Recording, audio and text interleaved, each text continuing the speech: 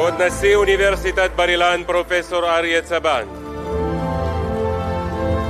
ואת המאתרים גברתי המזכירה הכללית של נשיאות הרפובליקה של ארגנטינה קרינה מילי, שגריר ארגנטינה בישראל אקסל וכניש. גברת קרינה מילי מוזמנת לאתר את דוקטור חבייר מילי. por favor.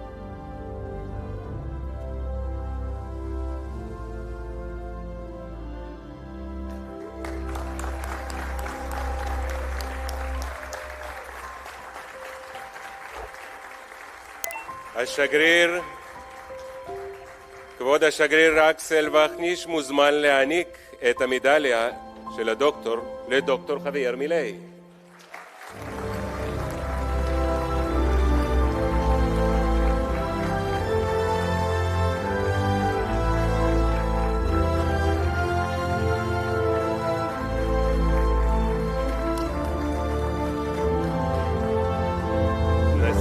אוניברסיטת בר אילן פרופסור אריה צבן ימסור לכבוד הנשיא את תעודת הדוקטור.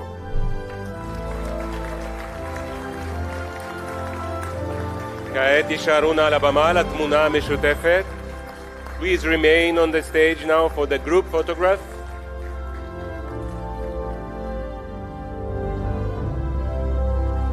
אני מזמין להצטרף אל הבמה גם את שר החוץ המסחר הבינלאומי והדתות של ארגנטינה, מר פבלו קירנו, ואת שר המשפטים של ארגנטינה, דוקטור חואן מייקס. A group picture.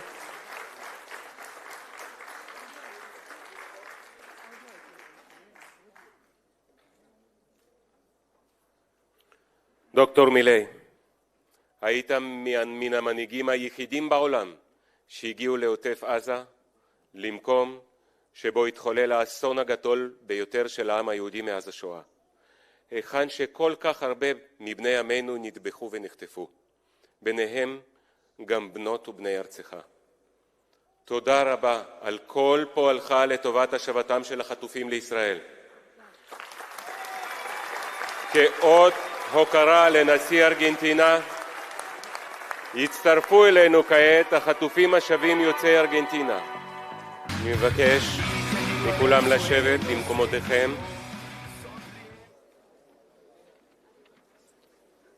תודה רבה שבאתם וכיבדתם אותנו בנוכחותכם. אנא חזרו למקומותיכם.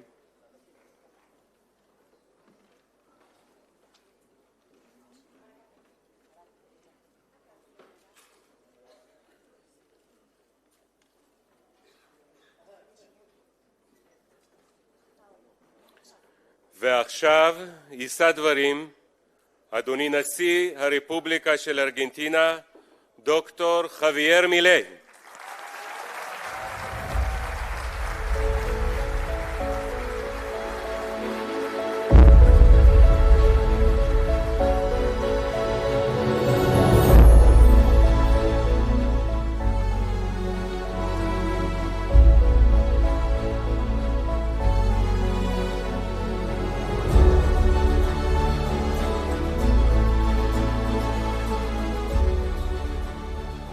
Presidente de la Universidad Bar Ilan, profesor Aries Sarván, autoridades, miembros del profesorado y cuerpo estudiantil. Me honra profundamente recibir de parte de ustedes este doctorado honoris causa, en especial en un año tan especial para esta prestigiosa institución que marcará su aniversario número 70. Estoy sumamente agradecido por haber sido considerado para una distinción de este calibre, sumándome a la selecta lista de líderes mundiales que han dejado su marca en la historia moderna. Para este momento tan especial y que tanto significa para mí ser reconocido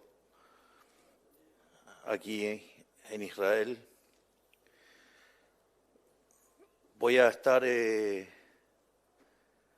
poniendo a consideración de ustedes lo que es el epílogo de mi nuevo libro, que, digamos, y que y que el nombre de esta charla es Capitalismo, la divina maquinaria del paraíso.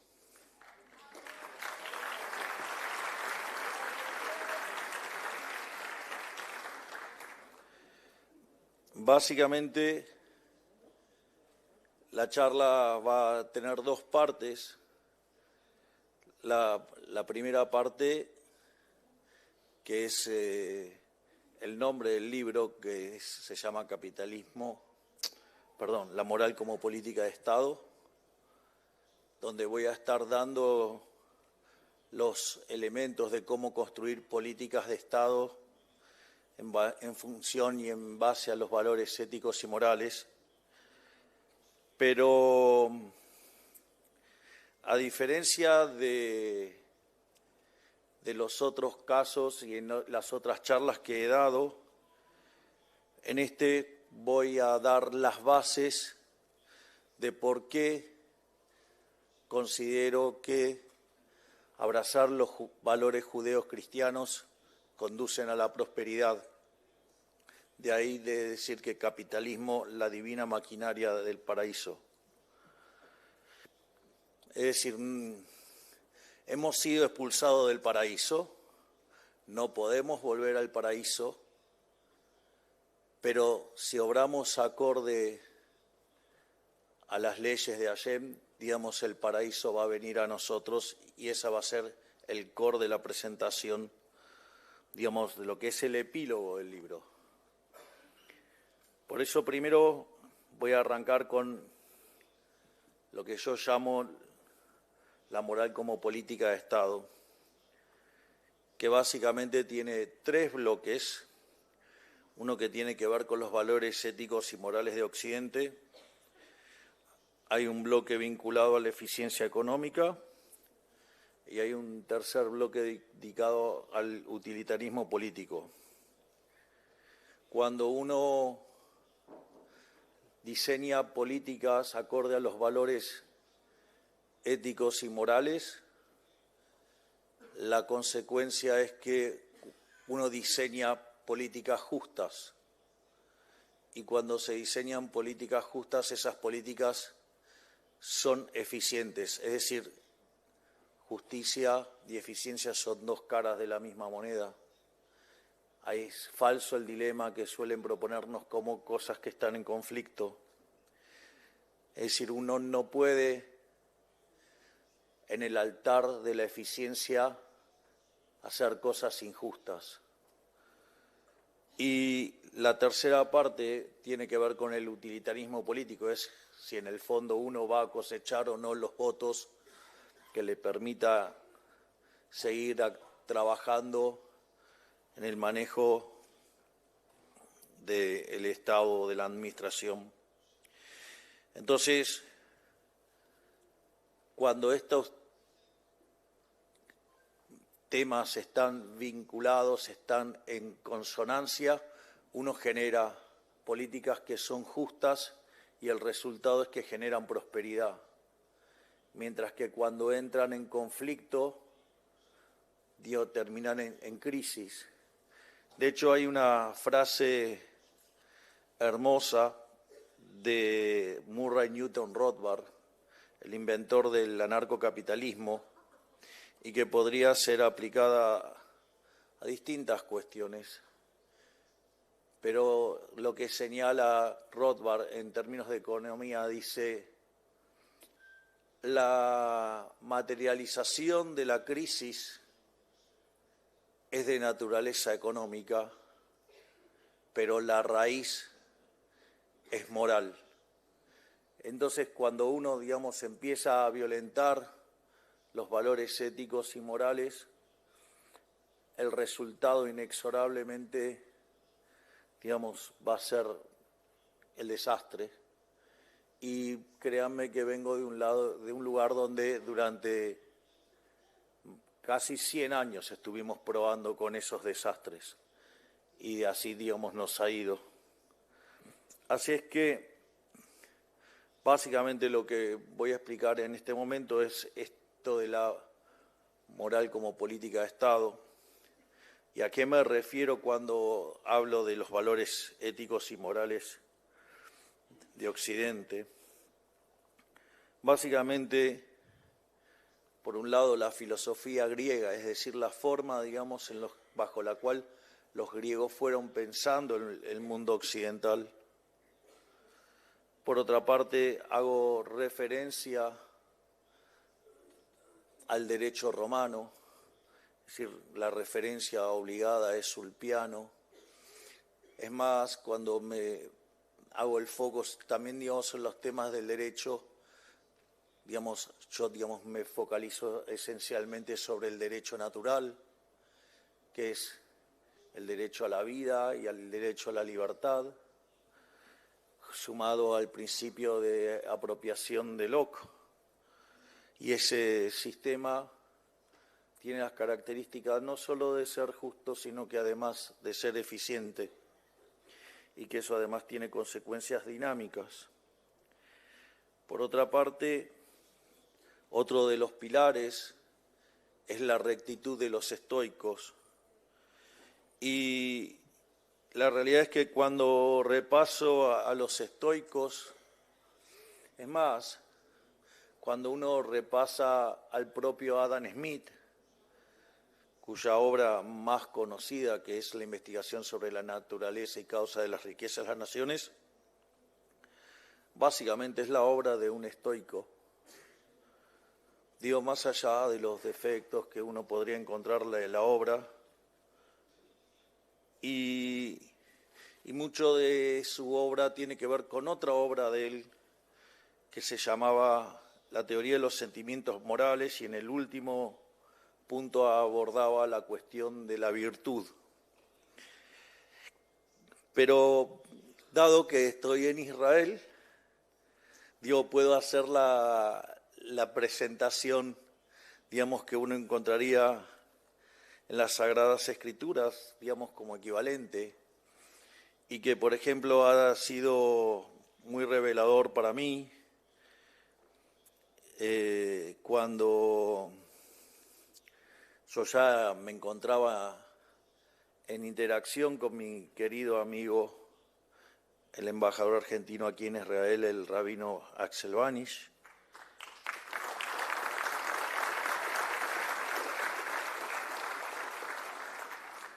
Entonces estábamos a la puerta de un nuevo año con nuevo judío, y entonces Axel me propuso que cuando fuera el momento que se entraba en Año Nuevo, pidiera 3 deseos. Y como tenemos tanta confianza, después cuando pudimos hablar, me preguntó qué pedí. Entonces yo le dije que había pedido sabiduría para poder distinguir del bien del mal. Había pedido coraje para elegir el bien y templanza para poder sostenerme en el camino del bien. Bueno, digamos, para mi sorpresa, me dijo, pediste los deseos del rey Salomón.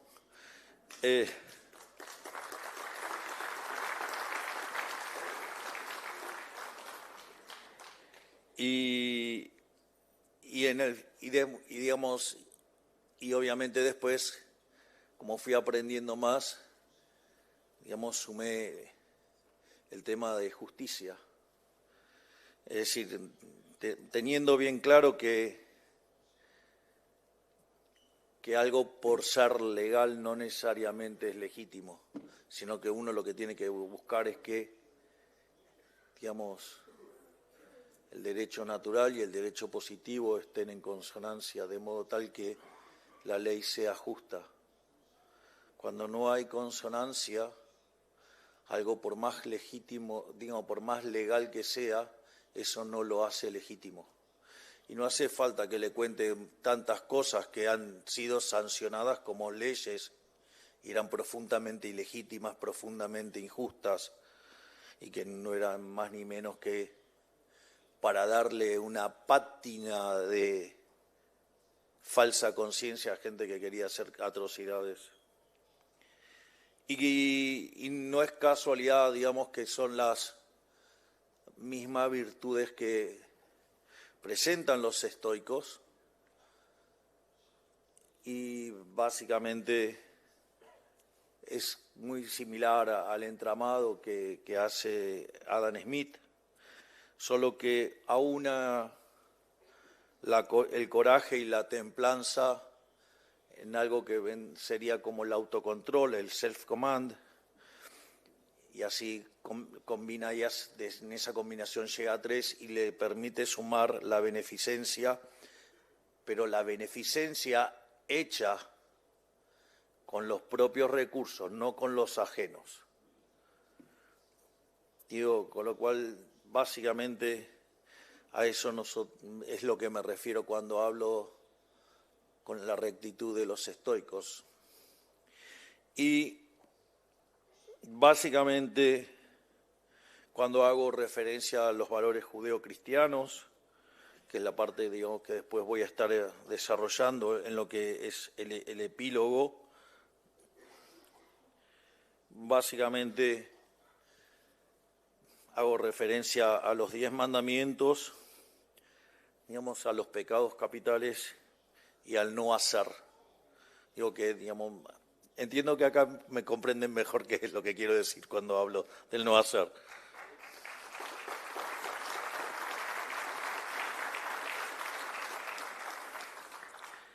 La segunda cuestión que abordo cuando hablo de la moral como política de Estado, que tiene que ver con la eficiencia económica, pero que es algo que claramente está un escalón debajo, digamos, de lo que son los valores éticos y morales. Básicamente lo que estoy haciendo es hablar de la eficiencia tanto en términos estáticos como en términos dinámicos. En general, digamos, la idea de eficiencia suele mirarse con una herramienta que se conoce como óptimo de Pareto, donde básicamente se postula que cada uno de nosotros, guiados por nuestro propio interés, ello conduce al máximo bienestar general. Sin embargo, lo que hago en ese caso es confrontar entre el planteo neoclásico de la mano invisible a la Pareto y lo confronto con la visión de Hans Hermann Hoppe. Esto, que parece algo así como una cuestión de discusión técnica y estética, en términos prácticos, no lo es, tío, porque hace la gran diferencia. Básicamente, en la visión neoclásica, el core central de la economía neoclásica fue el equilibrio. Y básicamente, cuando ustedes miran un equilibrio, intentan probar que existe, que es único y que es estable. Sin embargo, los economistas no quisieron quedarse ahí y, seducidos por la idea de la mano invisible, buscaron una forma que además se diera la situación de que eso además fuera óptimo. El tema es que la forma en la que se resolvió el problema fue apelando a la matemática, concretamente a la topología. Por lo tanto, se construyó una estructura analítica, digamos, que las funciones de demanda, las funciones de oferta, fueran derivadas de un ejercicio de optimización, con lo cual cada una de esas demandas y ofertas individuales, digamos, llegaran a construirse en funciones de exceso de demanda, digo que además surgen de óptimos. Por lo tanto, en el caso que uno encontrara el vector de precios de equilibrio, ese equilibrio existiría si tuviera algunas propiedades en cuanto a la estricta convexidad en las funciones bajo análisis, ese equilibrio sería único. Si los efectos directos dominaran los efectos cruzados, lo cual es bastante razonable, además el equilibrio sería estable, pero en este caso además sería óptimo. El problema es que eso nos deja sujetos a una estructura matemática muy rígida, y el problema es qué sucede cuando el modelo no mapea con la realidad. Bueno, desde mi punto de vista, los economistas tomamos una posición muy arrogante y que cuando el modelo no mapea con la realidad, se nos ocurrió llamar eso fallo de mercado. Digo, quizás en términos académicos uno lo puede aceptar. Digo, igual quién es el dueño del dedo para decir cómo debería ser ese mundo, ¿no? Pero más allá de eso,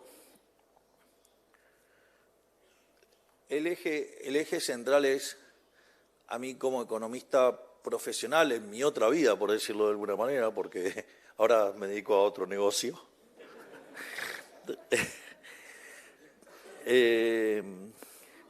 Yo, digamos, trabajaba para un empresario muy importante y yo me hacía... Ustedes saben que los empresarios son hombres de hacer, no son mucho de las palabras, son hombres de hacer. Entonces ustedes imagínense que yo iba con algún trabajo y le dijera, no, bueno, el modelo dice. Bueno, el modelo dice, pero si me hace perder plata a mí no me sirve nada. O sea, el destino era bastante lineal y rápido.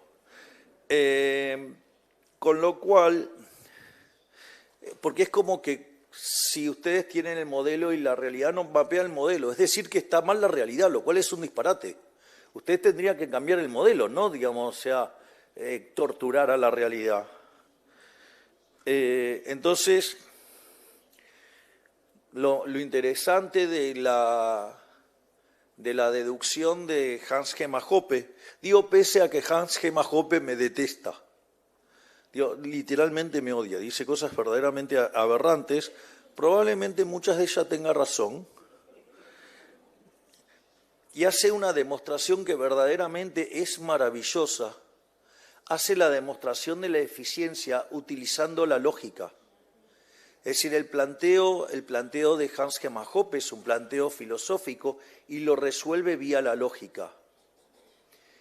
Y cuando ustedes comprenden que sumar el principio de no agresión más los derechos naturales más el principio de apropiación originaria de Locke, ustedes con esos postulados derivan que el sistema es eficiente. Y a nadie se le ocurriría estar hablando de fallo de mercado si hay intercambios que son voluntarios. Por lo tanto, la demostración que hace Hoppe es muy superior porque justamente no queda restringido a una estructura matemática, que entonces cuando no mapea la estructura... A ver, para ponerlo fácil, porque si no parece que estoy hablando todo muy abstracto. Vamos al caso del monopolio. ¿Sí? Digo, las estructuras monopólicas básicamente tienen funciones de producción con rendimientos crecientes. Entonces, eso tiene un problema, salvo que tengan una solución de esquina, no pueden encontrar un máximo. Entonces, eso tienen un problema para cómo eso después lo traducen a una función de oferta, que entonces no es un máximo salvo que esté en el borde. Y si está en el borde, digamos, tendrían una sola empresa en toda la economía, lo cual es bastante ridículo. ¿Cómo lo llaman los economistas este problema? Lo llaman no convexidad, es decir, porque el conjunto de producción no es convexo. Es decir, si ustedes toman dos puntos de una función que tiene las características de tener rendimiento creciente, si unen los puntos ponen dos puntos en la función, trazan la línea, eso está fuera del conjunto. Consecuentemente, digamos, ahí tienen un problema. Entonces, por eso se lo llama no convexidad. Ahora supongamos lo siguiente. ¿Y cuál es la consecuencia? Vamos a regular. Pero si yo regulo, estoy violentando los derechos de propiedad. Entonces, ¿cómo voy a estar justificando que en aras de la eficiencia voy a estar robando? ¿O acaso robar está bien? Robar está mal. Entonces ustedes se encuentran con economías hiperreguladas, que en el fondo es estropear derechos de propiedad y después eso hace que las economías no crezcan. Digo, ¿quieren un buen ejemplo? Digamos, Europa. ¿Quieren un caso aplicado de alguien que trabaja con estas definiciones y obra en consecuencia? Argentina. En poco más de 2 años llevamos a cabo más de 15.000 reformas estructurales.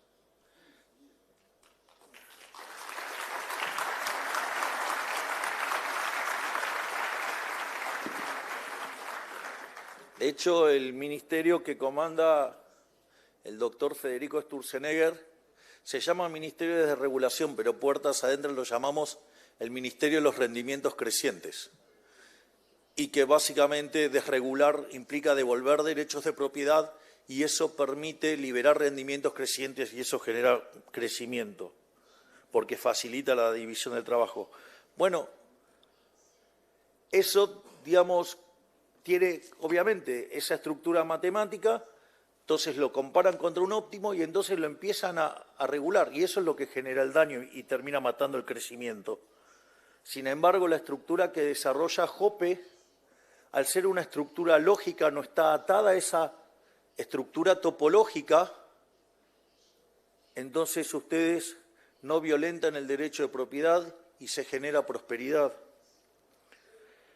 En esa misma línea, pero ya en términos dinámicos, es donde trabaja Jesús Huerta de Soto, pero va a un punto más allá todavía el profesor Huerta de Soto, porque directamente dice, bueno, ¿cuál es el sendero dinámicamente eficiente? Es aquel que genere el mayor crecimiento económico.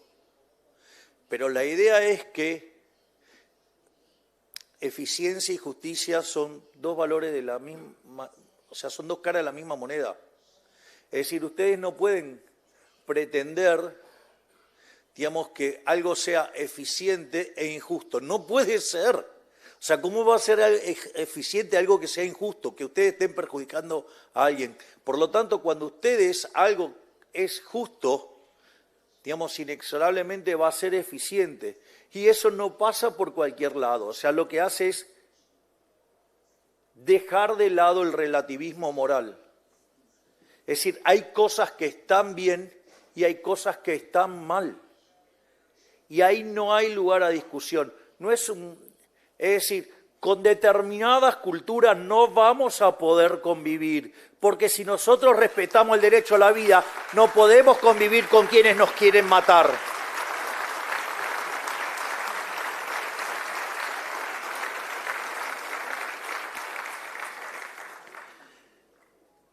Y eso entonces tiene consecuencias en términos de crecimiento económico. El otro punto tiene que ver con el utilitarismo político. Muchas veces los políticos, en general todos, salvo raras excepciones,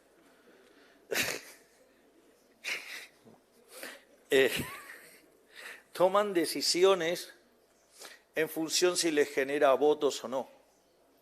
Entonces voy a hacer un caso salvaje. Supongamos que tengo 5 personas. Una persona tiene $500 y los otros 4 tienen 0. Va a venir alguien y va a decir, uy, esto es profundamente injusto. Y le va a parecer horrible, digamos. No va a preguntar cómo cada uno generó eso. O sea, no le importa si el que tiene 500 se mató laburando. Digo, o lo heredó, ¿no? Porque digo, sí, pero lo heredó, digamos, de un familiar que sí trabajó antes, así es que, ¿por qué me voy a estar apropiando del resultado del trabajo de una persona que se lo ganó honestamente? En ese contexto, a un político se le ocurre una idea brillante llamada justicia social y le quita 400 al que tiene 500 y le da 100 a cada uno de los 4 restantes. Ahora todos tienen 100 cada uno, si van a ir a una elección, va a ganar con el 80% de los votos. Pero eso es profundamente injusto. Eso lo que va a hacer es dinamitar el sistema de incentivos, eso va a terminar penalizando el crecimiento económico, además es injusto, con lo cual eso no va a terminar bien, va a terminar mal. Yo vengo de un lugar donde durante muchos años se hizo eso. Y vaya que tengo que luchar para explicar que esto es injusto y que deriva en el desastre.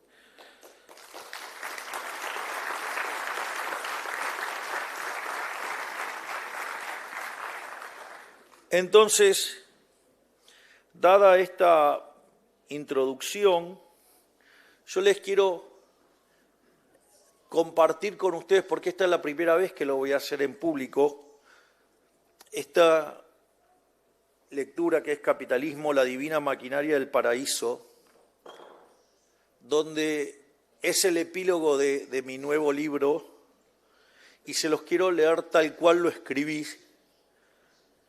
porque, digamos, refleja además un cúmulo de sensaciones que yo tengo. El eje central es muy simple. Uno podría entender digamos, les hago el resumen, después lo leo como corresponde.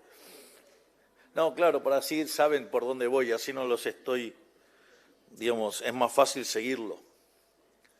Uno podría entender, digamos, el paraíso como la situación de la abundancia. Y por oposición, el infierno sería básicamente la miseria, la escasez, la violencia, el tiempo como una carga agobiante. Entonces, lo interesante es que cuando nosotros definimos liberalismo acorde como lo hace nuestro máximo exponente de las ideas de la libertad, que es en Argentina, que es el profesor Alberto Venegas Lynch hijo, dice, el liberalismo es el respeto irrestricto del proyecto de vida del prójimo, basado en el principio de no agresión y en defensa del derecho a la vida, a la libertad y a la propiedad. Y ese sistema, digamos, es justo y es eficiente. Y ese sistema ha probado ser el único sistema que genera prosperidad. Por lo tanto, lo que yo voy a mostrar es que esos valores subyacentes que están detrás de ese modelo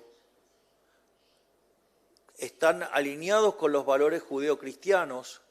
En definitiva, si uno se abraza al cumplimiento de la ley de Dios, se genera prosperidad. No vamos a poder traer, digamos, no vamos a poder volver al paraíso porque hemos sido expulsados del paraíso. Pero sí, como decía el Rebbe, que lo que podemos hacer es traer el paraíso. Es decir, con lo cual, lo que vamos a probar es que el capitalismo es una máquina divina para generar prosperidad y para estar más cerca del paraíso. Y por defecto, digamos, todos los valores que son los del socialismo, que es la envidia, que es el odio, que es el resentimiento, que es el trato desigual frente a la ley y hasta la vulneración de la vida misma, conduce a la miseria. Fíjense que cuando yo planteo el caso de la justicia social recién, todo eso se genera ¿por qué? Porque hay 4 tipos que le tienen envidia al que tiene 500. Entonces, digamos, y fíjense que implica tratarlos desigualmente frente a la ley, porque le quitaron a uno para dar a otro. Y eso violenta el sistema de incentivos y eso lleva a la miseria. Es más, lleva a que además los seres humanos se lleven mal, no pueden convivir en paz. Así es que ese vendría a ser el eje central del argumento. Y entonces ahora sí, como ya saben por dónde voy a estar yendo, veo por ahí una camiseta de Boca. Ganamos.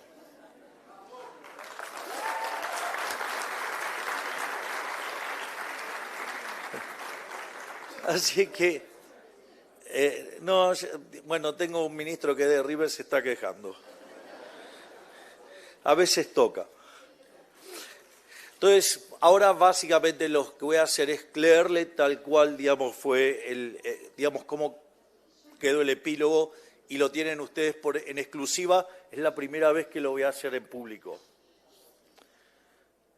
Hay libros que se escriben para informar, hay libros que se escriben para convencer, y hay libros que se escriben porque no escribirlos sería una traición. Este es uno de esos. No lo elegí, me eligió. Y llegado al final, cuando la arquitectura argumental ya cumplió su función y la voz académica ya dijo todo lo que tenía que decir, me queda una sola cosa por hacer: testimoniar. Porque si hay algo que aprendí es que detrás de cada sistema económico hay una moral primera. Detrás de cada política hay una concepción del hombre. Y detrás de cada concepción del hombre hay una respuesta, consciente o no, a la pregunta más antigua y urgente que existe: si hay o no un orden que nos trasciende. Yo encontré esa respuesta y no puedo callarla. La conclusión a la que he llegado es simple en su formulación y profunda en sus consecuencias. Si uno abraza los valores judeos cristianos, su vida espiritual vibra en la misma sintonía que su vida material, y como consecuencia de esa consonancia prospera. Cuando uno rechaza esos valores, la vida material entra en conflicto con la espiritual, y el resultado es la miseria. No es una intuición ni una metáfora, es una ley tan rigurosa como cualquier ley económica. 2 más 2 es 4. Para entender por qué hay que empezar por el principio. Y el principio en la tradición hebrea es el Génesis, o sea, Bereshit. La Torá no abre con una discusión ni con un mandamiento, abre con una creación. Y en esa creación está todo lo que necesitamos saber sobre la condición humana y sobre el orden que Dios imaginó para ella. El texto dice: y vio Dios todo lo que había hecho, y era bueno en gran manera. O sea, Génesis 1:31. Esa bondad radical del origen es la clave. El mundo que Dios diseñó para el hombre no era un mundo de escasez, era un mundo de abundancia. Lo que caracteriza al paraíso es la abundancia radical. No únicamente la disposición de todos los bienes que uno pudiera desear, sino también la eliminación de la restricción más fundamental que enfrenta el ser humano en la tierra: el tiempo. Si yo quisiera consumir toda la variedad de frutos que existen, mi problema en ese mundo no sería la disponibilidad, sino el tiempo. Pero en el paraíso hay vida eterna. Yahei Olam en el hebreo. Con lo cual el tiempo deja de ser una restricción. Y en el paraíso tampoco se amortiza el cuerpo. La maquinaria que habitamos acá no solo se cansa, sino que se desgasta. Tu condición atlética de hoy no es la misma que la de hace 20 años. Bueno, de hecho, cuando yo era jugador de fútbol era sustancialmente más delgado.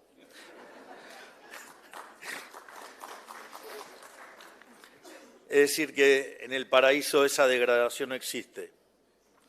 Por oposición, el infierno puede definirse como la miseria radicalizada, la miseria extrema, no solo la ausencia de bienes, sino la presencia del tiempo como peso, como tormento, como un día a día que aplasta sin horizonte. La tradición judía habla del Gehinom, no solo como castigo, sino como consecuencia, el resultado natural de haberse apartado del orden divino. Acá es donde la reflexión se vuelve más profunda y más incisiva, porque antes de que existiera el Estado, antes de que existiera el mercado, antes de que existiera cualquier sistema que el hombre haya construido, existía el trabajo. Y el trabajo no nació de la transgresión, nació del diseño. La Torá lo dice sin ambigüedad: y tomó el eterno Dios al hombre y lo puso en el huerto del Edén para que lo labrara y lo guardara. Génesis 2:15. Eso es anterior a la caída, anterior a la transgresión, anterior a la escasez. El hombre trabajaba en el paraíso con lo que podíamos llamar dotación divina, una capacidad cognitiva infinita, directamente provista por el Creador, que no tenía límite ni declive. Tenía que ponerle nombre a todas las criaturas vivientes, lo que implicaba un dominio total del lenguaje, la biología, la anatomía, la geología, la taxonomía. No lo aprendió, lo sabía, porque el uno se lo había dado. Hoy, con toda la inteligencia artificial disponible, con todos los modelos de lenguaje y sistema de cómputo que la humanidad ha construido, no hay ninguno que se aproximara siquiera a la capacidad cerebral que tenía el hombre antes de la caída. El almacenamiento, el procesamiento, la comprensión que operaba en Adán era incomparablemente superior a cualquier inteligencia artificial actual y a todas juntas. No porque el hombre fuera más inteligente en un sentido biológico, sino porque operaba con dotación divina, la provisión directa del Creador. Trabajaba pero no sudaba, producía pero no escaseaba. Esa es la condición original, trabajo en obediencia al Creador, con dotaciones infinitas dentro de un orden que no lo restringió, sino que lo completó. Y entonces dice la Torá, de todo árbol del huerto podrás comer, Génesis 2:16, no de algunos, no según su capacidad, de todo. Esa es abundancia radical, eso es el paraíso. Después vino la caída, y con la caída vino la pérdida. Pero es fundamental entender qué se perdió y qué no. Lo que se perdió no fue el trabajo, lo que se perdió fue la dotación divina con la que el hombre trabajaba. Antes de la caída, el hombre tenía acceso directo a la provisión del Creador, esto es, dotaciones infinitas, capacidad cognitiva sin límite, conocimiento sin esfuerzos. Después de la caída, todo se quedó clausurado. Las dotaciones pasaron de infinitas a finitas. La capacidad cerebral se redujo a una fracción de lo que era. Y la tecnología, que en el paraíso no era necesario porque el Creador proveía directamente, se convirtió en algo que el hombre debía descubrir por sí mismo, con esfuerzo, con error, con tiempo. Y apareció lo que la Torá describe con una precisión brutal. Con el sudor de tu frente comerás el pan, Génesis 3:19. El mismo trabajo, pero con una herramienta rota. El mismo mandato de producir y crecer, pero ahora con escasez, con esfuerzo y con límite. Y en ese momento, el mundo post-caída, el mundo con dotaciones finitas y tecnología que hay que descubrir, el hombre tiene que elegir cómo organizarse. Y aquí está el punto que quiero subrayar con fuerza. El capitalismo es el sistema que Dios preparó a través de su ley para que después de la caída el trabajo continuara. No lo inventó el hombre lo descubrió al obedecer. Está escrito en los 10 mandamientos, en el orden moral que el Creador estableció antes de que existiera cualquier Estado o cualquier mercado.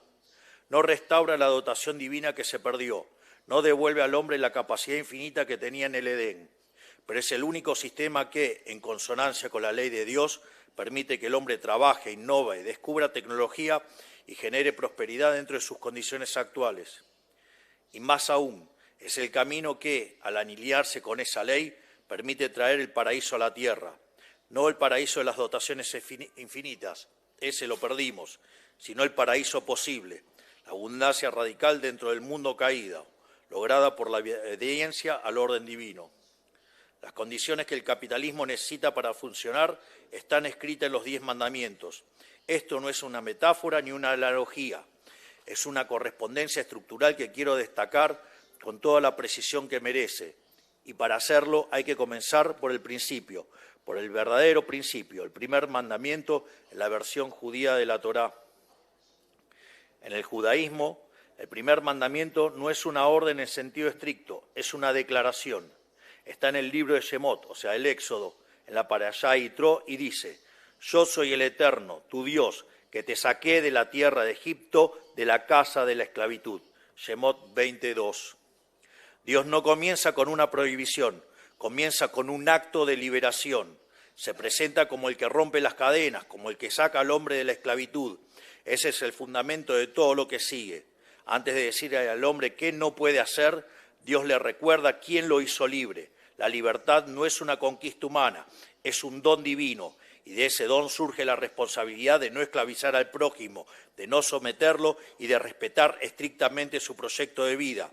Eso es el liberalismo en su esencia más profunda, el respeto irrestricto del proyecto de vida del prójimo, basado en el principio de no agresión y en defensa del derecho a la vida, a la libertad y a la propiedad. No es una ideología de laboratorio, es la consecuencia directa del primer mandamiento.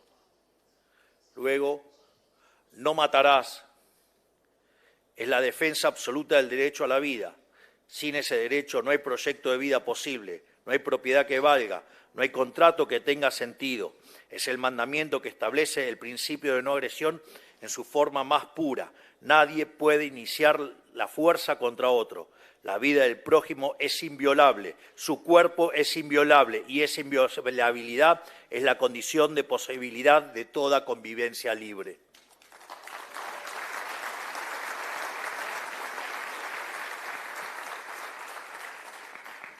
También tenemos el mandamiento que dice no robarás. Sin propiedad privada no hay mercado. Si el fruto de mi trabajo puede ser confiscado por otro, ya sea un ladrón o un Estado que redistribuye por la fuerza, desaparece el incentivo a producir. La propiedad privada no es una convención humana arbitraria, es el reconocimiento de que el trabajo del hombre le pertenece, porque el Creador mismo se lo instruyó así. Otro que también, juega un rol fundamental, que es no darás falso testimonio. Bueno, eso, parece que evidentemente gran parte del periodismo entonces juega para las fuerzas del mal.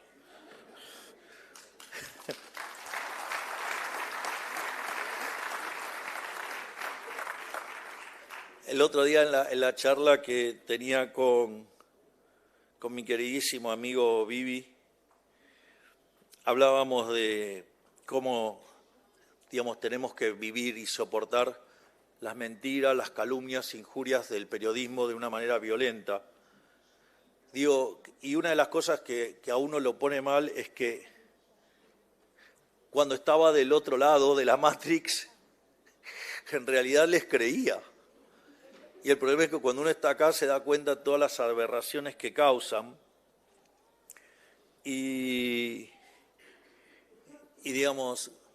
pero también hay algo también interesante, ¿no? Porque están, aquellos que todo lo critican. Hay una parte maravillosa en la biografía de Vivi que dice que el día que logre caminar sobre las aguas le van a criticar porque no sabe nadar.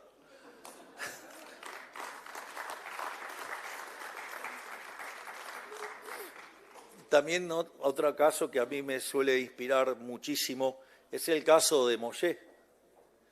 Ya habiéndose cruzado el Mar Rojo, ya estando en camino a la tierra prometida, cuando Moshe se levantaba temprano, lo criticaban diciendo que se había peleado con Séfora.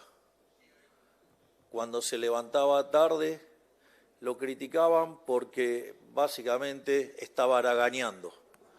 Y si se levantaba en punto, lo criticaban porque decían que no tenía nada que hacer. Es decir, no importa lo que hiciera, lo iban a criticar. Y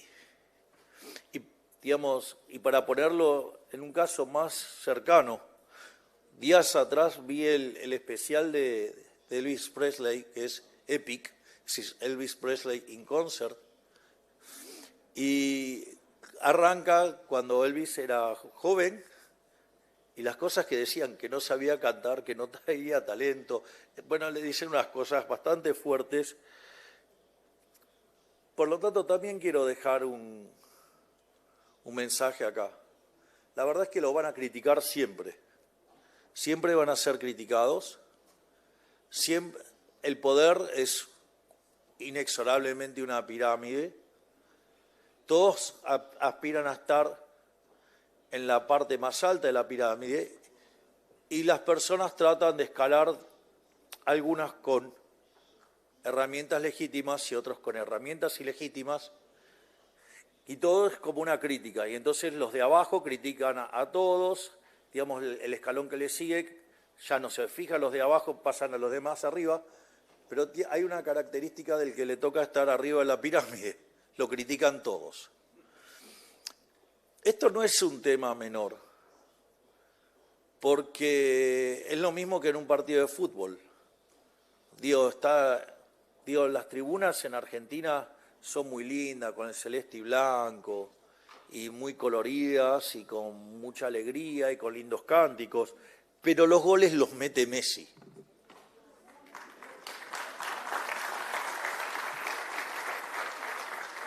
Entonces la recomendación es que si a alguno le interesa meterse en este juego de ir a pelearse con el de los cuernos cara a cara, tienen que saber que los van a criticar. Pero lo más interesante es que el que está gobernando, el que está administrando, ¿sí?, es el que está escribiendo la historia. Nunca pasó a la historia a un crítico. O sea, la historia la escriben los tipos que hacen, no los que critican.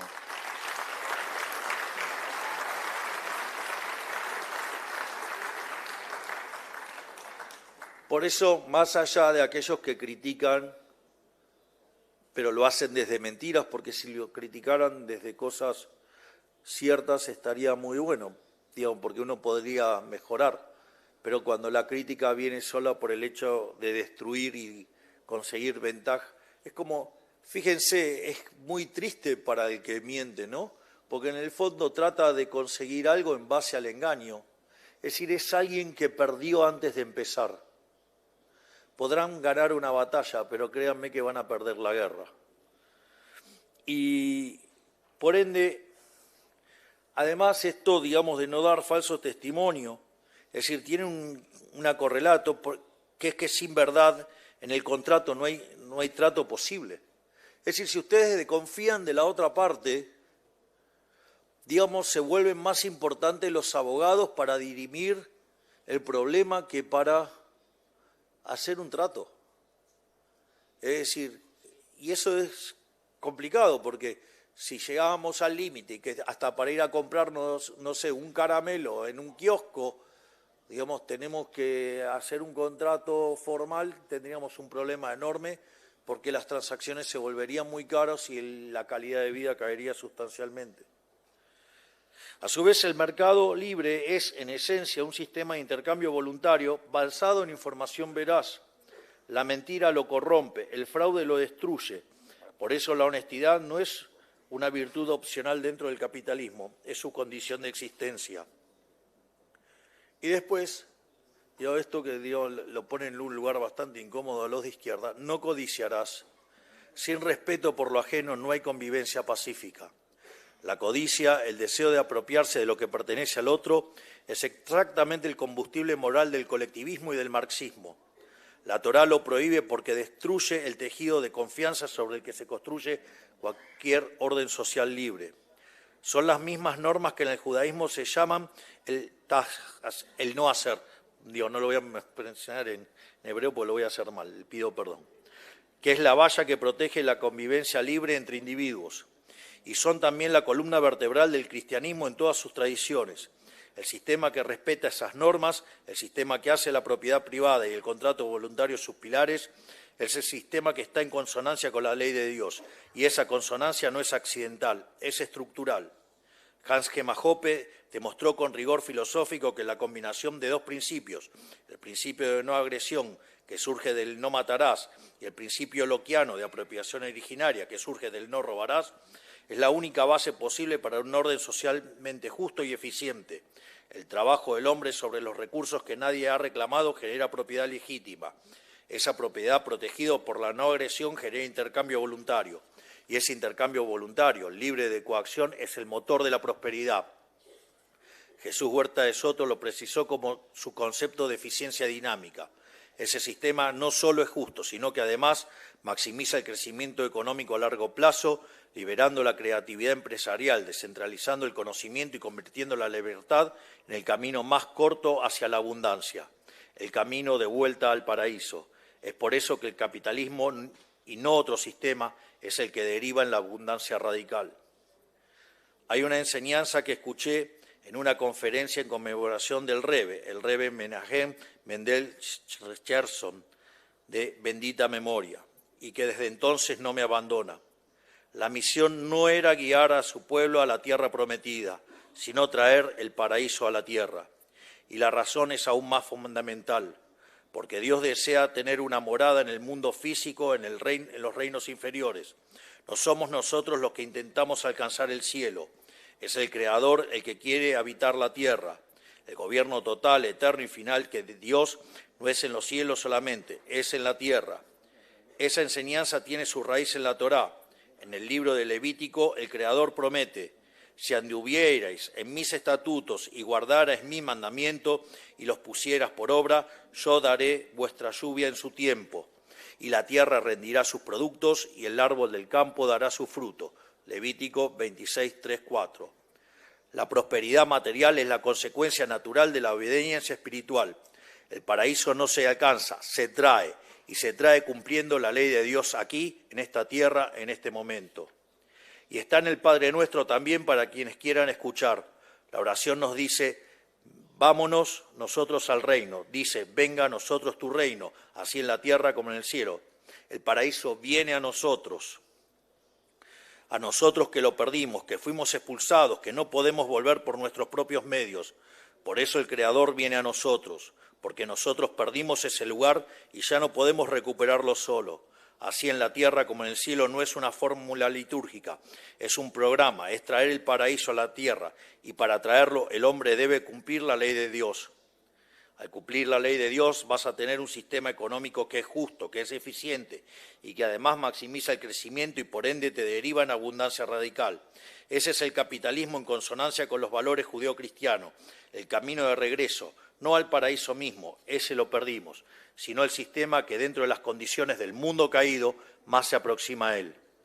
Sin embargo, cuando uno rechaza la ley de Dios, cuando ascribe al marxismo, el resultado no es incierto.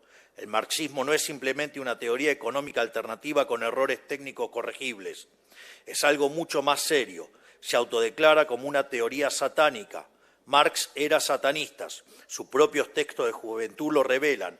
El drama Ulanem, anagrama de Emmanuel, nombre bíblico de Cristo, es un himno a la destrucción y al odio contra el Creador. Dice textual: pronto abrazaré la eternidad y lanzaré gigantescas maldiciones a la humanidad. Escribe Marx en ese texto. Richard Gumbrand lo documentó con rigor en su libro Marx y Satanás. Los textos existen, están publicados, están disponibles para quien los quiera leer. No es una acusación retórica, es una descripción de la cosmovisión que está en la raíz del sistema. Y esa cosmovisión engendra un conjunto de valores morales que son exactamente los opuestos a los valores judeocristianos. Los valores del colectivismo son la envidia, el odio, el resentimiento y el trato desigual ante la ley. Y en su expresión más consecuente, ese sistema implica, en función del objetivo del grupo, el exterminio físico de individuos, en todas sus vertientes, digamos, ya sea en la comunista extrema o, digamos, en las versiones nacionalsocialistas que estuvieron, digamos, en algunos lugares como Italia, Alemania y Austria. No es una posibilidad teórica. Es la historia verificable de todos los regímenes que abrazaron ese programa. 150 millones de muertos y la miseria sistemática de los pueblos que cayeron bajo su dominio. Lo que el marxismo hace en su esencia teológica es ocupar el lugar del Creador. Así como la caída nació del deseo de ser como Dios, seréis como dioses, le dijo la serpiente a Eva, Génesis 3:5, el marxismo instala el Estado total, el Estado sin límite, el Estado que lo abarca y lo controla todo, en el lugar del uno. Él decide qué es justo, él define qué corresponde, él distribuye lo que no produce. No es el Estado como herramienta acotada al servicio del orden, es el Estado como Dios sustituto, como poder absoluto y sin rendición de cuentas ante ninguna ley que lo trascienda. Es el intento más ambicioso y más devastador de reemplazar el orden divino por el orden humano. Y el resultado siempre es el mismo: miseria, muerte, infierno en la tierra. Mientras que el programa de Dios trae abundancia y armonía espiritual y material, el programa marxista es un programa satánico que en lugar de traerte al paraíso te trae al infierno. Ese es el programa opuesto al programa de Dios. La elección no es política, es moral.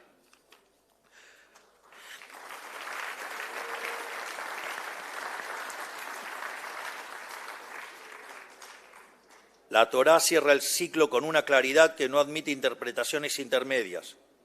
En el libro de Deuteronomio, Moisés le habla al pueblo antes de entrar a la tierra prometida y les dice: mirad, yo he puesto delante de ti hoy la vida y el bien, la muerte y el mal. porque yo te mando hoy a que ames al Eterno, tu Dios, que andes en sus caminos y guardes sus mandamientos, sus estatutos y sus decretos, para que vivas y seas multiplicado. Y el Eterno, tu Dios, te bendiga. Deuteronomio 30, 15 y 16. La vida y el bien de un lado, la muerte y el mal del otro. No hay un tercer camino. No hay un tercer camino. Se elige por el lado del bien o se elige por el lado del mal. Cualquier solución intermedia conduce al mal.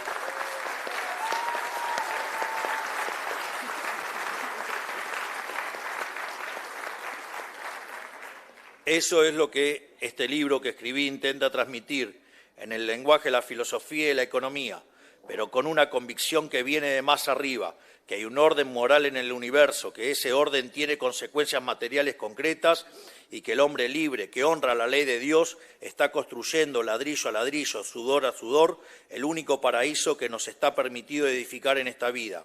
No el paraíso que perdimos, el que podemos traer, el que se trae con obediencia, con trabajo, con libertad, el que se trae cuando uno elige la vida y el bien y le da la espalda de una vez y para siempre a la muerte y el mal. Esa es la batalla y en esa batalla estoy con todo.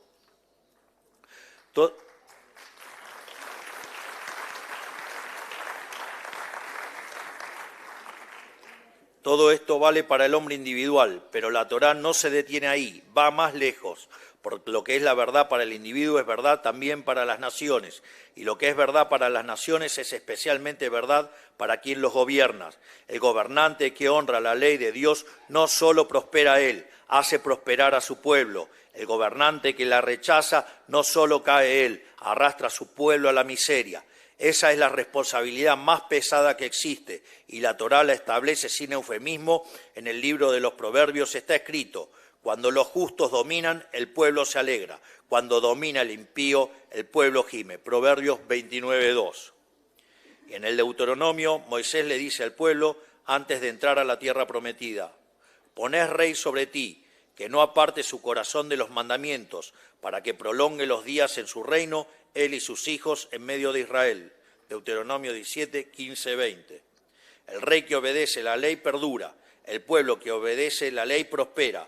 La nación que honra el orden divino recibe la bendición de ese orden, y la que lo rechaza recibe su consecuencia, no como castigo arbitrario, como resultado lógico inevitable, inscripto en la naturaleza misma de las cosas desde el principio de los tiempos.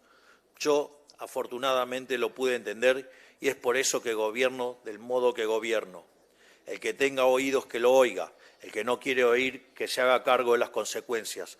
Que Dios bendiga a los argentinos, que Dios bendiga a Israel, que la fuerza del cielo los acompañen y ¡viva la libertad, carajo! Muchas gracias a todos. אני מודה לאדוני נשיא הרפובליקה של ארגנטינה, דוקטור חבייר מילאי, ולכולכם תודה רבה. Muchas gracias. הקהל מתבקש לשבת עד שכבוד הנשיא יעזוב את האולם. נא לשבת. Pero tras la frontera está su hogar, su mundo y su ciudad. Piensa que la alambrada solo es